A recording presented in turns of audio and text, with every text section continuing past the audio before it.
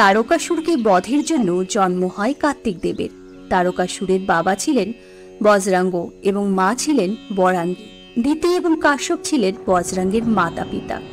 যখন দেবতাদের হাতে একের পর এক দিতির সন্তানেরা নিহত হয়, তখন দেবতাদের ওপর প্রতিশোধ দিতে তিনি কাশ্যপের কাছে গিয়ে এক শক্তিশালী পুত্র কামনা করেন, যে তার ভাইদের মৃত্যুর প্রতিশোধ নেবে।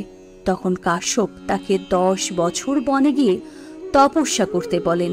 তপস্যার ফলস্বরূপ তিনি এক শক্তিশালী পুত্রের জন্ম দেন, যার অঙ্গ ছিল বজ্রের ন্যায়। তার নাম দেয়া হয় বজরাঙ্গ। পুত্র পরিণত বয়সে উপনীত হলে দিতি তাকে তার ভাইদের হত্যার প্রতিশোধ নিতে বলেন। তখন বজরাঙ্গ দৈত্য বাহিনী নিয়ে স্বর্গ আক্রমণ করে ইন্দ্রকে পরাস্ত করেন এবং দড়ি দিয়ে বেঁধে তাকে দিতির সামনে এনে হাজির করে।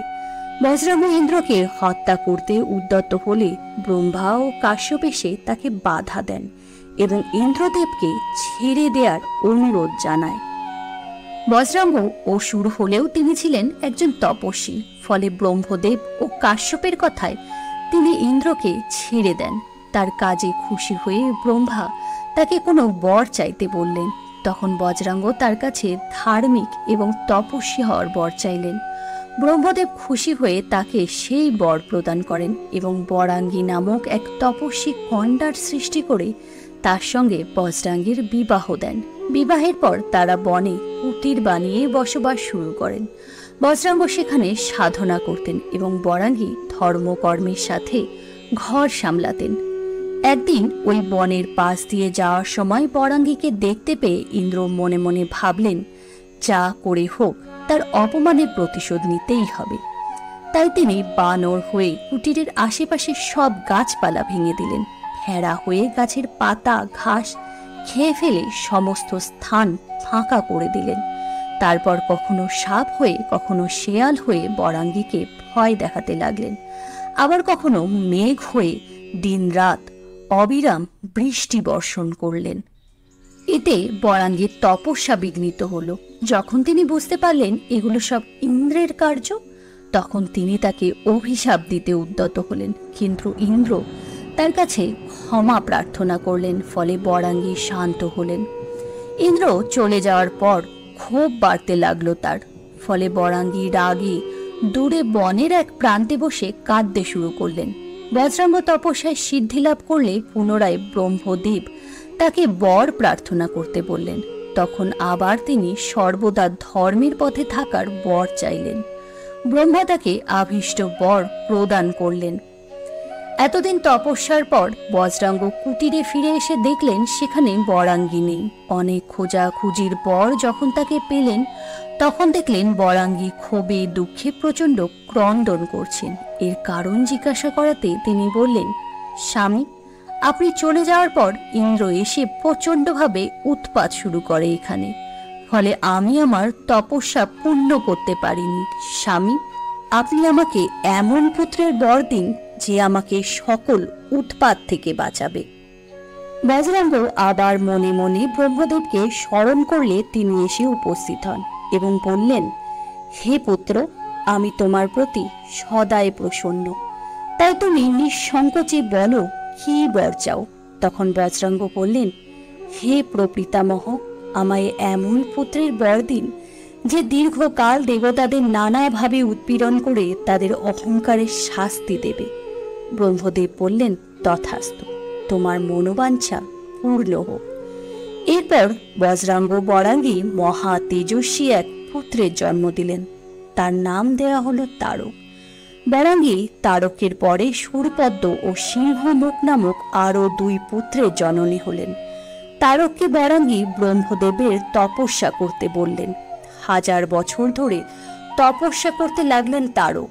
তার তপস্যায় সন্তুষ্ট হয়ে ব্রহ্মদেব দেখা দিলেন এবং তাকে বর চাইতে বললেন। তারক বলল, হে পিতামহ, আমাকে এমন কোনো বর দিন যাতে কোনো প্রাণী, কোনো অস্ত্র কেউই আমার বিনাশ করতে না পারে।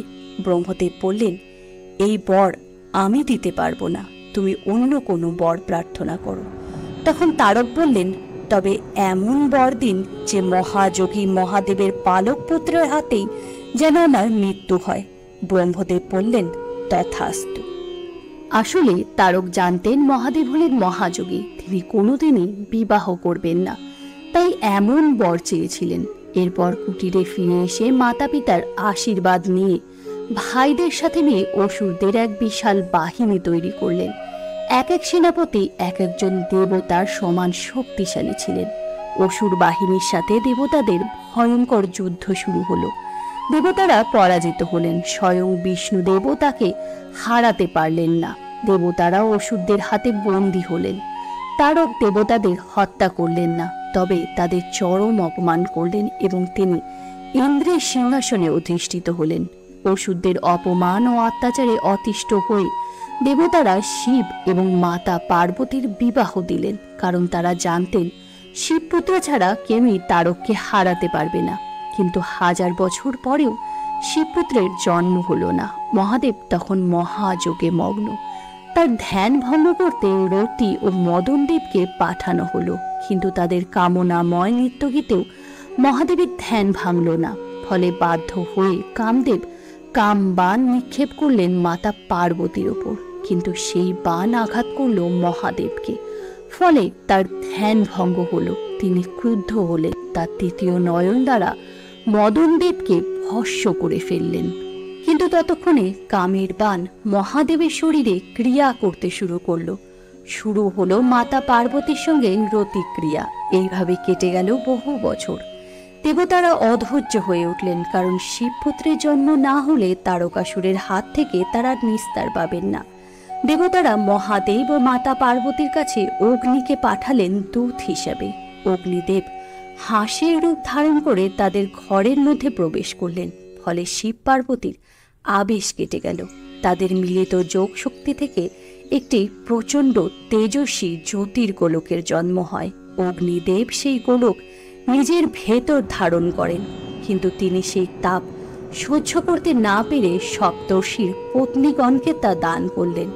ভ্রূণাকারে সেই জ্যোতির্গোলক তারা তাদের দেহাভ্যন্তরে কিছুদিন রাখার পরে হিমালয়ে গিয়ে স্থাপন করলেন, কিন্তু হিমালয়ও তার তেজ সইতে না পেরে আকাশগঙ্গায় তা বিসর্জন করলেন। গঙ্গা অনেক কষ্টে সেটি বয়ে নিয়ে এক সরবনের ধারে সেটি রাখলেন। সেখানেই জন্ম হলো এক শিশুর। ক্ষুধায় সে ক্রন্দন করতে শুরু করলো। আকাশগঙ্গায় স্নান করতে আসা 6 জন কৃতিকার তাকে দেখে মনে স্নেহ জাগলো এবং স্তন্য পান করানোর ইচ্ছা হলো। তাদের সকলের ইচ্ছা পূরণ করার জন্য সেই শিশুর 6টি মাথার উদ্ভব হলো এবং একসাথে সে 6 জনের স্তন্য পান করলো। ফলে তার নাম হলো সরানন। আবার এই 6 জন কৃতিকা দ্বারা পালিত হতে লাগলো বলে তার নাম হলো কার্তিক। শিবদূতগণ কার্তিককে কৈলাসে ফিরিয়ে নিয়ে এলেন। তিনি কৈলাসে এসে শিব পার্বতীকে মাতা পিতা বলে ডাকতে শুরু করলেন। দেবতারা খবর পেয়ে পুনরায় যুদ্ধযাত্রা করলেন এবং কার্তিক দেবকে সেনাপতি পদে অভিষিক্ত করা হলো। দেবতারা অসুরদের মধ্যে ভয়ঙ্কর যুদ্ধ শুরু হলো। তারকাসুর কার্তিকেয়কে দেখে ব্যঙ্গ বিদ্রুপ করল এবং তার দিকে একটি মুদ্গর ছুঁড়ে মারলেন। কার্তিক সেটিকে বজ্র দিয়ে গুড়িয়ে দিলেন। এরপর তারক কার্তিকের দিকে একটি ভিন্দিপাল তুলে মারতে গেলে কার্তিক তাকে মুগুর দিয়ে আঘাত করলেন। কার্তিকের বীরত্ব দেখে তারক বুঝতে পারলেন এই বালকই তার বিনাশের কারণ হবে।